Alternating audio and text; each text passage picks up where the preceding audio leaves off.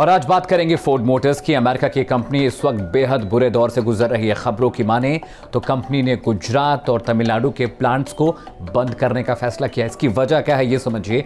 बीते 2 साल से लगातार इसकी बिक्री के जो आंकड़े हैं वो गिरते जा रहे हैं। स्पेशल सेडान सेगमेंट की बात करें तो करीब बिक्री में 68% की गिरावट हुई। साथ ही अगर पैसेंजर कारों की बात करें तो करीब उसमें भी 2% की गिरावट हुई है। ऐसा क्यों हो रहा है ये समझिए। एक्सपर्ट क्या कहते हैं? एक्सपर्ट्स ये कहते हैं कि भारत में तमाम जो दूसरी कार कंपनियां हैं वो हर आने वाले वक्त में नए मॉडल्स को इंट्रोड्यूस करती हैं, नए मॉडल बाजार में उतारती है। लेकिन फोर्ड के साथ दिक्कत क्या है कि उन्होंने सिर्फ 3 मॉडल्स पे बीते काफ़ी वक्त से मार्केट में हैं। यानी एक इनका फोर्ड स्पायर है, दूसरा इको स्पोर्ट्स और तीसरी जो बड़ी गाड़ी है जो सबसे ज़्यादा इस सेगमेंट में बिकती है वो है इंडिवर। तो नई गाड़ियाँ नहीं आ रही हैं, नए इनोवेशन नहीं हो रहे हैं, जिसकी वजह से कंपनी को लगातार नुकसान हो रहा है, घाटा हो रहा है, जिसकी वजह से कंपनी ने देश में अपने कारोबार को ठप करने का फैसला किया। लेकिन आपके लिए राहत की खबर यह है कि कंपनी सर्विसेज को जारी रखेगी। जो पार्ट्स की रिक्वायरमेंट है वो लगातार होती रहेंगे, यानी विदेशों से जो आपकी गाड़ियों के पार्ट्स है वो आते रहेंगे और आपको सर्विसेज मिलते रहेंगी। बड़ा नुकसान क्या होगा? करीब 4000 ऐसे एम्प्लॉइज हैं जिनकी नौकरी जाने का खतरा है। साथ ही साथ 170 कार डीलर देश भर में काम करते हैं फोर्ड के लिए,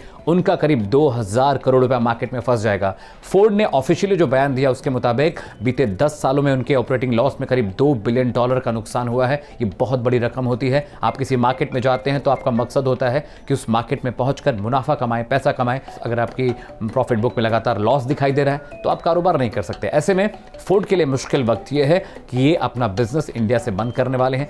मैंने आपको ये तो बता दिया कि फोर्ड के इंडिया में कारोबार बंद करने से कर्मचारियों को कितना नुकसान होगा, लेकिन अब भारत का फोर्ड का कनेक्शन समझिएगा। ये कंपनी 25 साल पहले भारत में आई, बावजूद इसके जो मार्केट शेयर है सिर्फ 2% का है।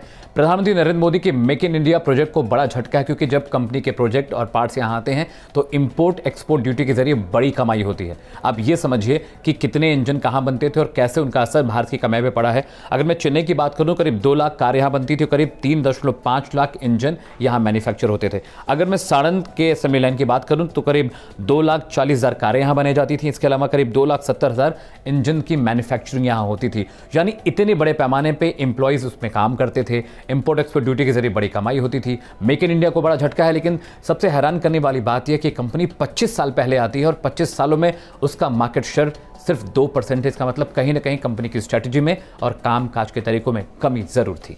अब आगे क्या होगा वो समझने की जरूरत है। बाकी जो कार कॉम्पिटिटर्स मार्केट में काम कर रहे हैं वो हर 6 महीने में एक नए मॉडल को लॉन्च करते हैं, इनोवेशन करते हैं। लेकिन फोर्ड के साथ दिक्कत ये है कि फोर्ड किसी भी तरह का नया इनोवेशन नहीं कर पा रहा है, कोई नई मार्केट स्ट्रैटेजी नहीं है। ऐसे में घाटा होना लाजमी था। तो करीब $2 बिलियन बीते 10 सालों में कंपनी ने गंवा दिया।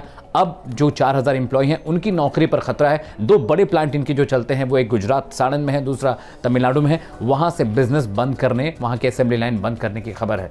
ऐसी तमाम और खबरों के लिए आप रुख कर सकते हैं टाइम्स नव भारत के डिजिटल प्लेटफॉर्म का। अगली बार एक नया विषय, एक नई खबर के साथ।